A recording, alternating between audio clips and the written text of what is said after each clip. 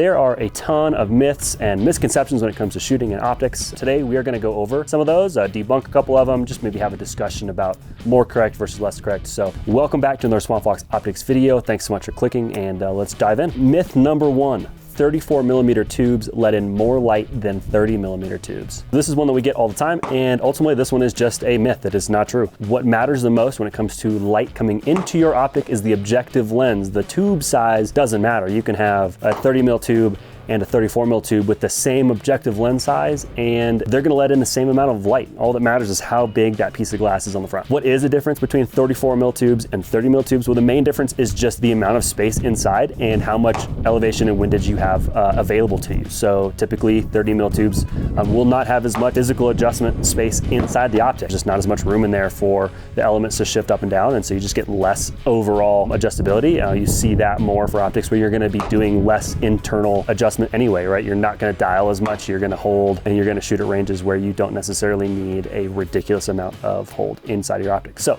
that's the main difference. This one is a myth. All right, myth number two, you have to spend as much on the optic as you did on the gun. This might have had more truth 10, 15 years ago. The truth is today that your average good optic is better than what the average good optic was 10, 15 years ago. And so if you wanted a high-end precision gun, you were probably going to have to spend as much or more on the optic as you did on the firearm itself. And today, with the advancements in technology, it's just not the case anymore. One small caveat is you can spend as much on an optic as you do on the gun, and some people need that. If you're wondering, how much should I spend? I want you to do something. I want you to go to a gun store. I want you to pull out a Swampfox or anything that we would consider to be like in our realm, and then I want you to ask for the nicest optic that they have, and I want you to put them side by side, and I want you to look through both of them.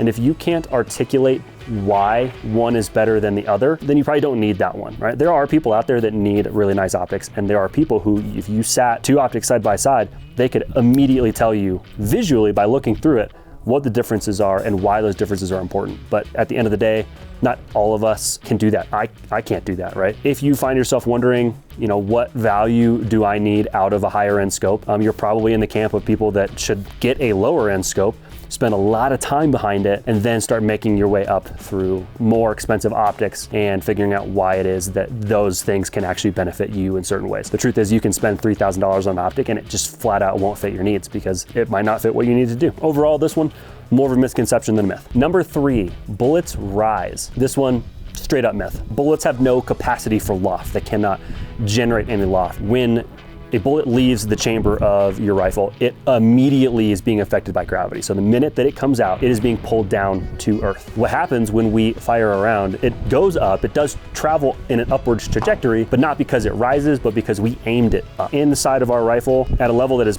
pretty hard for our eyes to be able to tell, we actually point the rifle up so that the bullet leaves on an upward trajectory and then it starts to fall down, right? The way I would put this that makes the most sense is when we throw a football. The minute the ball leaves their hand, it doesn't travel on a flat line and then go down. It goes up first and then comes back down because they throw it with an upwards trajectory. Footballs can't generate lift either. You have to throw them up for them to come back down, and that's what happens with bullets too. They cannot generate any loft. They do not rise on their own. They are aimed up and fired on an upward trajectory out of the barrel, and then they come back down at a later point in its path. This one is 100% a myth.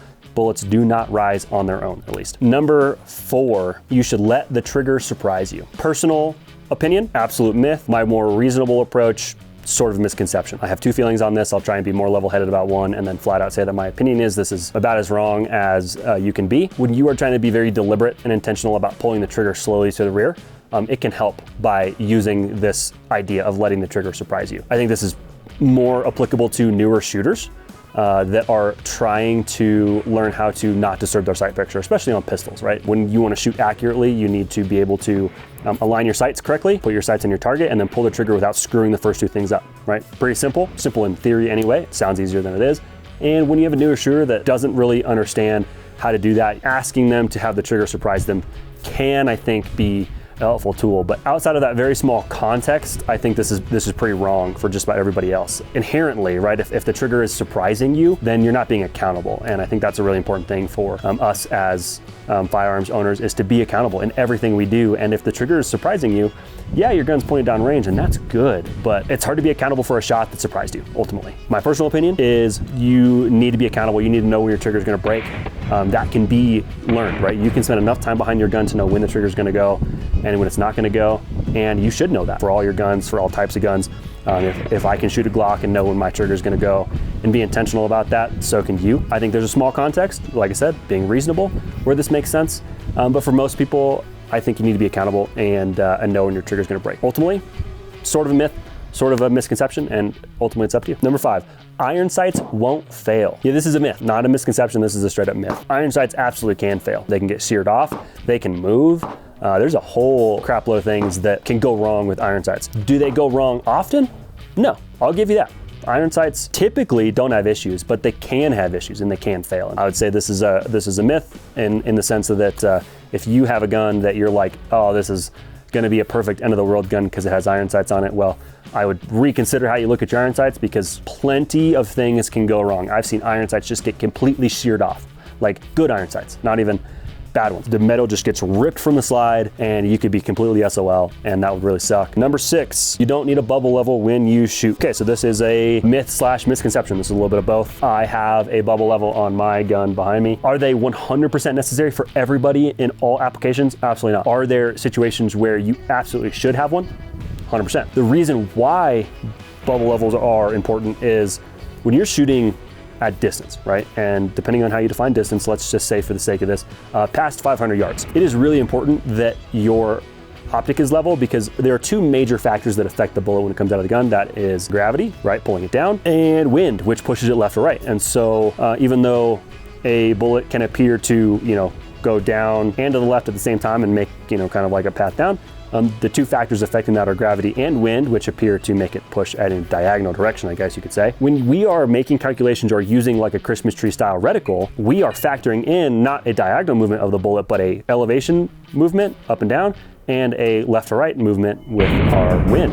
And so if our optic is skewed, right, because our gun's not level, when we are factoring those things in, well, the bullet's not traveling on the same path anymore as where our optic is going to tell us that the bullet's going to go.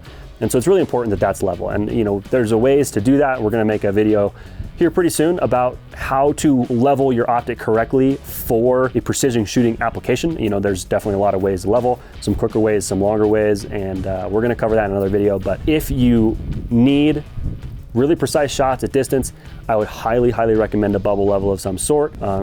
More of a misconception than a myth on this one. All right, guys, we covered what I would call the license plate on the truckload of myths and misconceptions when it comes to shooting. So if there's anything else that we might have missed that you're like, well, what about this thing? Well, go ahead and leave it in the comments. If you're a jerk, I will 100% fight you in the comments. If you're nice, we'll have a really polite discussion and maybe we'll make a video on it. So how you do that is up to you, but please do jump in the comments. Let us know what other myths and misconceptions you've heard, the FUD lore that's out there. There's definitely a lot of it. So if you like this video, please leave a like, comment, and subscribe. That tells Instagram, this is not Instagram, that tells YouTube that you like what we're doing. And then when you do that, it also tells us that you like what we're doing. So thank you very much, and we'll see you in the next video.